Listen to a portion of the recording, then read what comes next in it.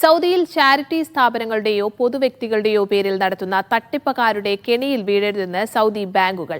ഔദ്യോഗിക സ്ഥാപനങ്ങളുടെ പ്രതിനിധികളുടെ പേരിൽ തട്ടിപ്പ് നടന്നതായി കണ്ടെത്തിയ സാഹചര്യത്തിലാണ് മുന്നറിയിപ്പ്. ബാങ്കിംഗ് വിവരങ്ങൾ ഒരാൾക്കും കൈമാറരുതെന്ന് സെൻട്രൽ ബാങ്കും മുന്നറിയിപ്പ് നൽകി. രാജ്യത്ത് ഉപഭോക്താക്കളെ കബളിപ്പിച്ച് ആൾമാറാട്ടം നടത്തി പണം അപഹരിക്കുന്ന കേസുകൾ വീണ്ടും റിപ്പോർട്ട് ചെയ്ത സാഹചര്യത്തിലാണ് സൗദി ബാങ്കുകൾ മുന്നറിയിപ്പ് നൽകിയത്. ഔദ്യോഗിക സ്ഥാപനങ്ങളെ പ്രതിനിധീകരിക്കുന്നവരാണെന്ന് വിശ്വസിപ്പിച്ചാണ് തട്ടിപ്പ്.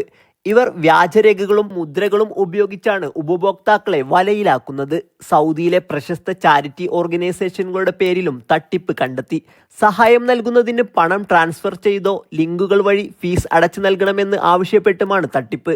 സംഭാവനയോ പ്രത്യേക സേവനമോ നേടുന്നതിന് തുകയോ ഫീസോ ആവശ്യപ്പെടുന്ന ഒരു കക്ഷിയോടും പ്രതികരിക്കരുതെന്ന് ബാങ്കുകൾ ആവശ്യപ്പെട്ടു.